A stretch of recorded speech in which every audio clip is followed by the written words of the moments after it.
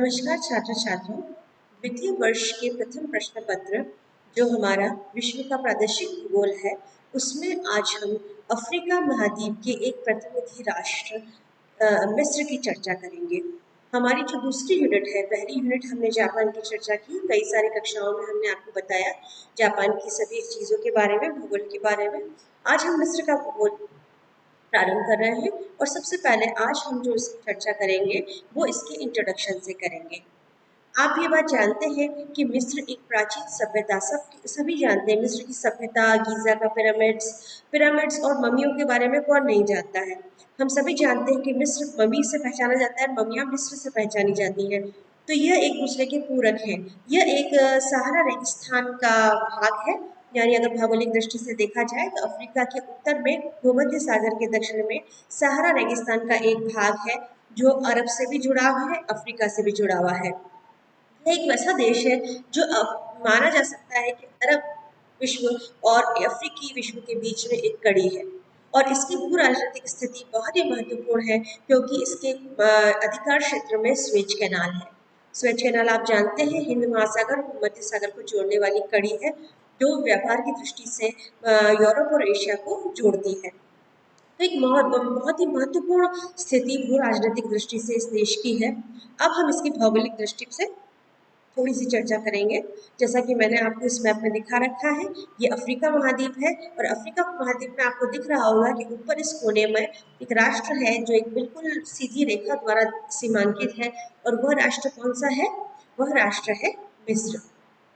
मिस्र के उत्तर में भूमध्य सागर है, मिस्र के पश्चिम में लीबिया है और मिस्र के दक्षिण में सूडान है। ये देश है और मिस्र के पूर्व में लाल सागर है। ये जैसे हमने पिछले वाले मैप में दिखा रखा है, ये भूमध्य सागर दिख रहा है आपको। ये एक सिनाई प्रायद्वीप है, ये जो तीखा कोना दिख रहा है वो सिनाई प्रायद्वीप है। सिनाई प्रायद्वीप अरब और अफ्रीका को जोड़ता है। इसी जगह से आपकी स्वेज नहर निकलती है जो लाल सागर होते हुए हिंद महासागर और भूमध्य सागर को जोड़ती है। ये भूमध्य सागर है, ये स्वेज कैनाल है और ये नीचे लाल सागर है। अब ये लाल सागर जो है आपका, यह लाल सागर अरब और अफ्रीका के बीच में है, यानी इधर अरब है इस लाल सागर की दूसरी छोर पर, इस छोर पर अफ्रीका है। और ये जो सिनाई प्रायद्वीप है ये एक भूभाग है, एक छोटा सा भूभाग है जो अरब और अफ्रीकी महाद्वीपों को, अरब यानी एशिया और अफ्रीका को आपस में जोड़ता है।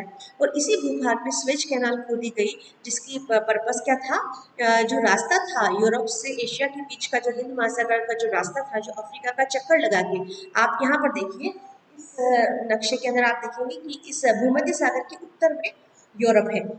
अगर आपको एशिया आना था पहले तो पूरा यूरोप से अफ्रीका का चक्कर लगाते हुए आपको हिंद महासागर में पहुंचकर एशिया के दूसरे देशों तक पहुंचना पड़ता था। अब इस नहर की वजह से आप भूमध्य सागर से सीधा लाल सागर में प्रवेश करेंगे, लाल सागर से सीधा हिंद महासागर में प्रवेश कर जाएंगे और आपका रास्ता छोटा हो जाएगा। तो ये बहुत ही पूरा दृष्टि से महत्वपूर्ण है। अब अपने आप में ये जो पूरा अफ्रीका है, पूरा अफ्रीका पहले ब्रिटिश, फ्रेंच, अलग अलग औपनिवेशिक शक्तियों के कब्जे में था।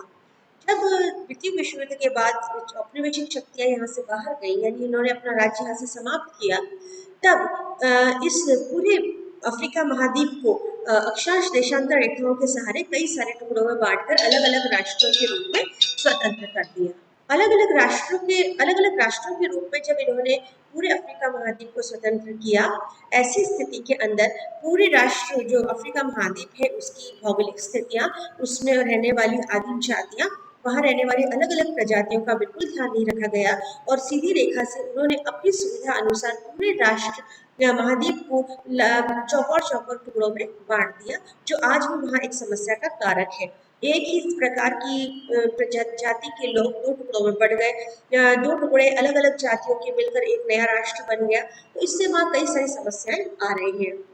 क्योंकि पहले यह बहुत कम जनसंख्या वाला क्षेत्र था और अधिकतर जनसंख्या आदिम स्थिति में थी, तो इसलिए आगे चलकर ये समस्या बढ़ती ही चली गई। अब हम बात करेंगे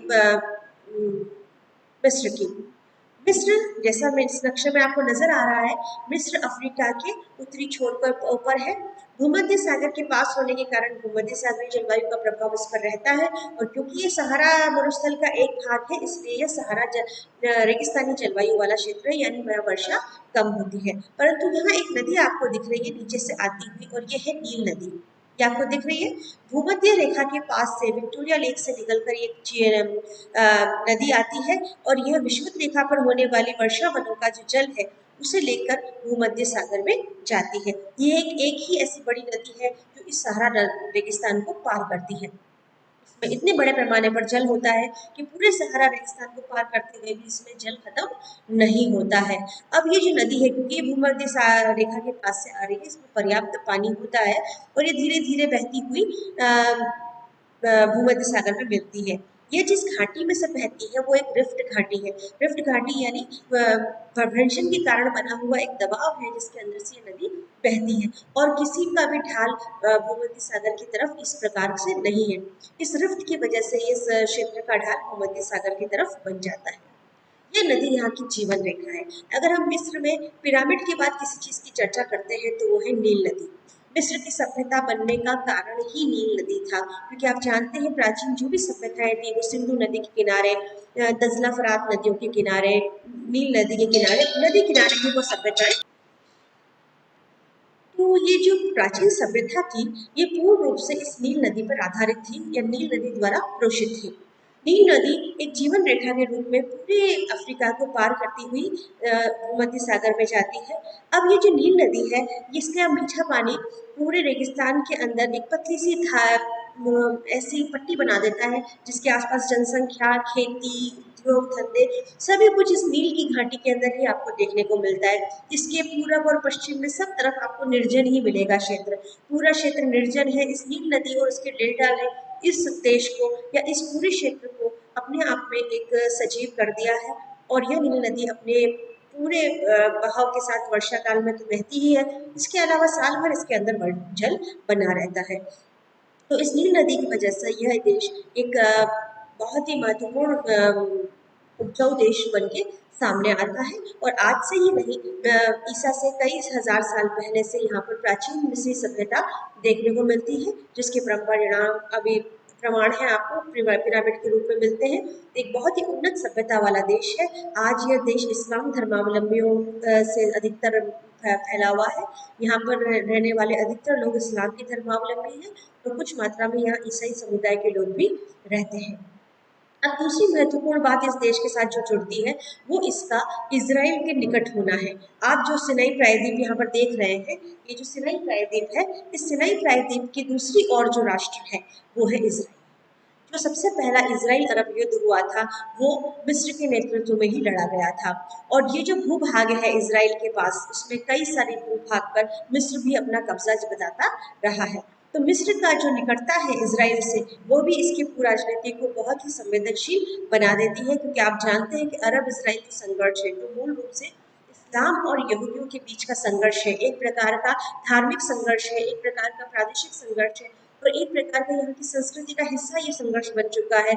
और लंबे समय से हजारों सालों से ये संघर्ष चला आ रहा है। जब से ईसाई धर्म का प्रचार हुआ है, फैलाव हुआ है, पहले यहूदी धर्म इस क्षेत्र में बहुत फैला हुआ था, उसके बाद ईसाई धर्म आया और उसके बाद इस्लाम धर्म आया। ये तीनों धर्मों का जो मूल है वो इसी क्षेत्र के आसपास है। जो यरूशलेम है, इजराइल की राजधानी है, जो मूल धार्मिक शहर है, वो तीनों ही धर्मावलंबियों के लिए बहुत ही पवित्र है और बहुत ही महत्वपूर्ण स्थान रखता है।